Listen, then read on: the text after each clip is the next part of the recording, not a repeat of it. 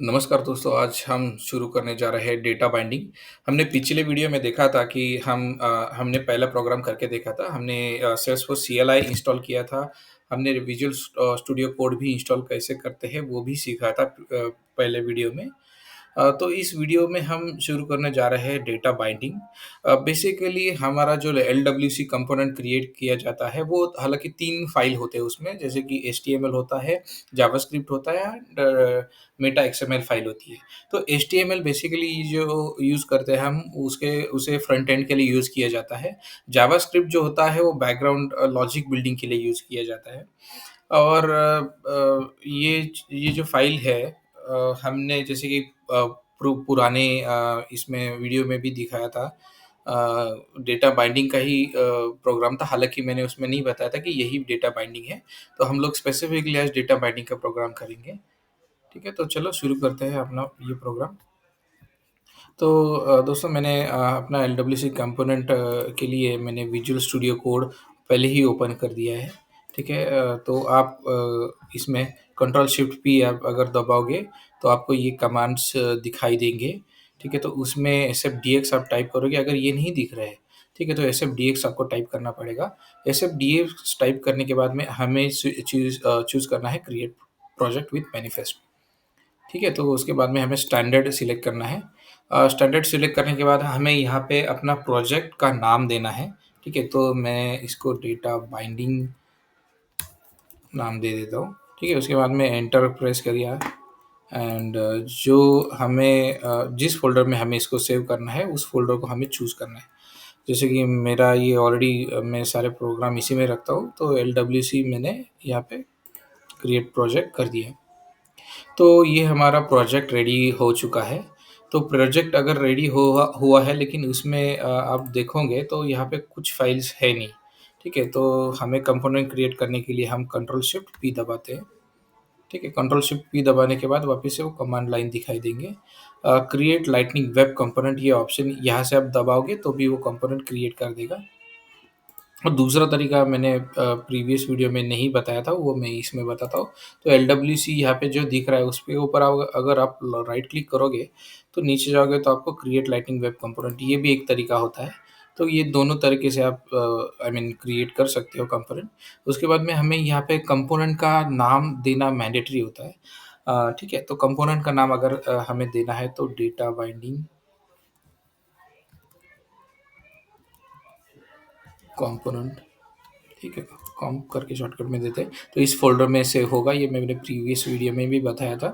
ठीक है, तो ये देखो, आप देख देख पाओगे, ये जावास्क्रिप्ट का फ़ाइल क्रिएट हो चुका है यहाँ पे, और ये है एचटीएमएल का फ़ाइल, और ये मेटा एक्सएमएल का। हालाँकि मेटा एक्सएमएल का मैंने प्रीवियस वीडियो में जैसे बताया था, ये सिर्फ़ कॉन्फ़िगरेशन का फ़ाइल है, तो इसके ज़्यादा मैं एक्सप्लेन इसका बारे में नहीं करूँगा। ठीक है, तो इसको हमें ट्रू करना है, जैसे इसको एक्सपोज़ करना है हमें। उसके बाद में हमें टारगेट सेट करेंगे।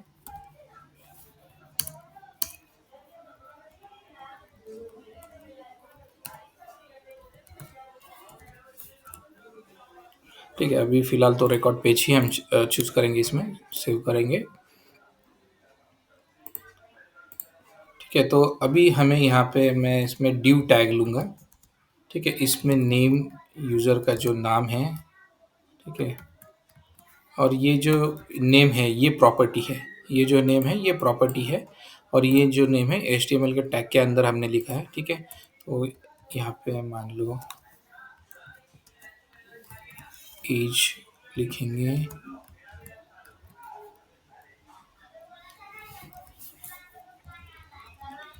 यहाँ पे फ़ोन लिखेंगे, सॉरी ड्यू।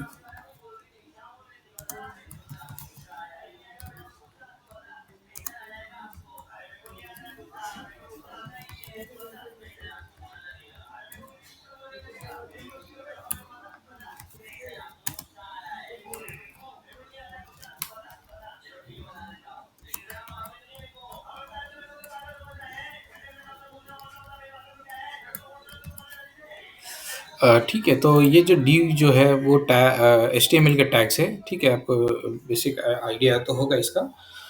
और ये जो नेम, एज, फ़ोन और एड्रेस ये हमने लिखा है, ये प्रॉपर्टी है। प्रॉपर्टीज़ बेसिकली वेरिएबल ही होता है। ठीक है, तो जे जावास्क्रिप्ट में हम इसको इसका जो प्रॉपर्टीज़ की वैल्यूज़ है, वो मेंशन करेंगे और यहाँ पे वो पॉपुलेट हो जाएगा, ठीक है? तो यहाँ पे मैं मान लो, ठीक है, नेम नेम जो है मान लो मेरा नाम दे देता हूँ। एज जो है मैं देता हूँ यहाँ पे। उसके बाद में मान लो अभी जो तीसरा जो था अपना फ़ोन नंबर,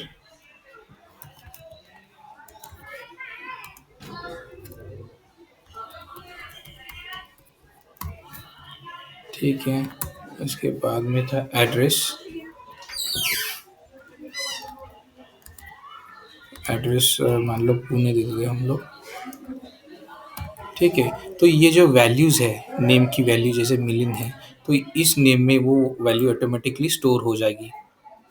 और जैसे ऐज की भी होगी, फ़ोन की भी होगी, एड्रेस की भी होगी, ठीक है। तो ये सारा हमने यहाँ पे ऑलरेडी मेंशन कर दिया है, ठीक है। अब हम ये इसे ये जो देखो नो डिफ़ॉल्ट ऑर्ग सेट, तो पहले ऑर्ग सेट करना पड़ेगा हमें, ठीक है। तो ऑर्ग सेट करने के लिए हमें कंट्रोल शिफ्ट पी दबाना है, ठीक है। ऑथराइज़ एन ऑर्ग ऑप्शन है यहाँ पे, तो उसके ऊपर सिलेक्ट करने के बाद में हमें यहाँ पे आएगा प्रोजेक्ट डिफ़ॉल्ट, ठीक है। तो इसके बाद में हम इसको ऑर्ग का नाम भी दे सकते हैं, या फिर डिफ़ॉल्ट में वीएस कोड ऑर्ग करके यहाँ पे दिखाई देगा, ठीक है। तो ये चला जाएगा और ये आएगा, ठीक है। या फिर हमें देना है दूसरा नाम, तो हम वो भी दे सकते हैं कस्टमाइज़। नहीं कुछ चेंज करना है तो एज़ इट इज़ यही रखना है, तो इसको जस्ट एंटर प्रेस कर दीजिए।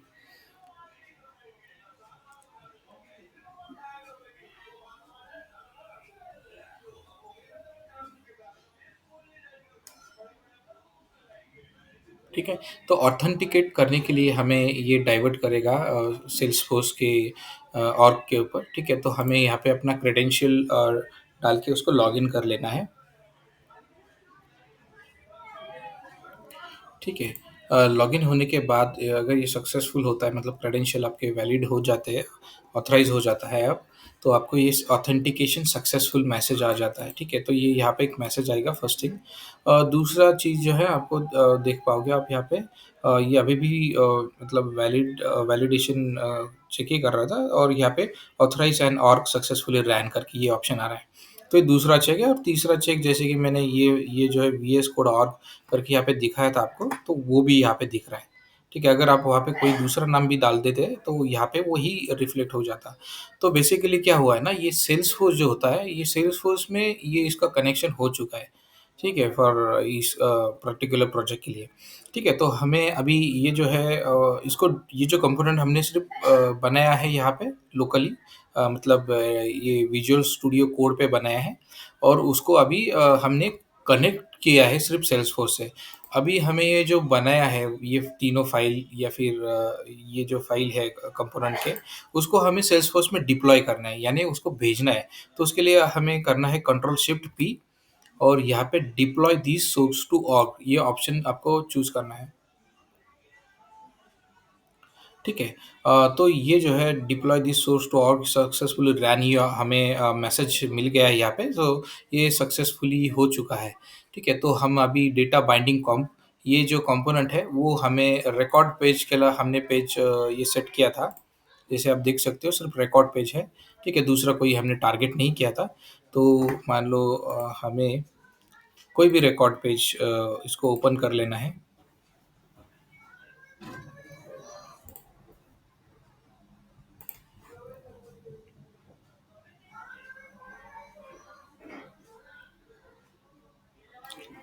ये कोई भी ऑब्जेक्ट का कोई भी रिकॉर्ड पे, जैसे कि मैं कॉन्टैक्ट पे अगर जाता हूँ, तो यहाँ पे एक रिकॉर्ड है,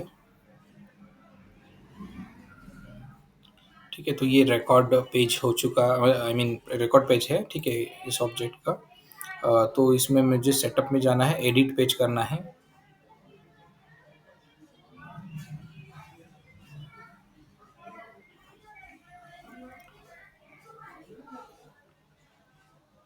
ठीक है। तो यहाँ पे आप कस्टम पे जाओगे, तो डेटा बाइंडिंग करके ये ऑप्शन जो हमने कंपोनेंट बनाया था वो आ चुका है यहाँ पे, ठीक है। तो ये हम लोग यहाँ पे अगर ड्रॉप कर लेंगे, तो ये सही से होगा। सो आप देख पा रहे हो, यहाँ पे सेव करना है। अगर आप फर्स्ट टाइम कर रहे हो, इंटरनेट कनेक्शन, ओके, ऑलराइट। तो अगर आप फर्स्ट टाइम कर रहे हो तो आपको ये एक्टिवेशन करना पड़ेगा, ठीक है?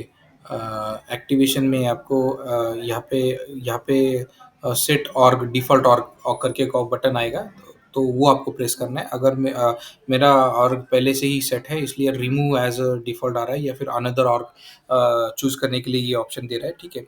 आपका शायद पहले आपने किया है तो ये आपको मेरे जैसे ऑप्शन दिखाई देगा। अगर आपने पहले मेरा वीडियो देख के कंपोनेंट नहीं किया होगा या फिर आपने मतलब ये फर्स्ट टाइम देख रहे हो वीडियो तो आप शायद आपको वो असाइन करने के लिए ये ऑप्शन आएगा, ठीक है? तो आपको यहाँ पे कर लेना है वो। उसके बाद में मैं इसको सेव कर दूँगा। सेव करने के बाद सेव चेंजेस सेव्ड करके मुझे मैसेज दे रहा है। उसके बाद मैं बैक में जाऊँगा,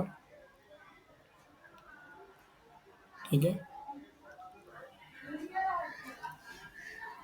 ठीक है, यहाँ पे हमें वो जो भी डेटा हमने कंपोनेंट का जो था, वो यहाँ पे आ चुका है, मतलब डेटा बाइंडिंग भी सही से हो चुका है। तो हालाँकि ये जो डेटा बाइंडिंग है, तो ये हो गया है वन वे डेटा बाइंडिंग। वो डेटा बाइंडिंग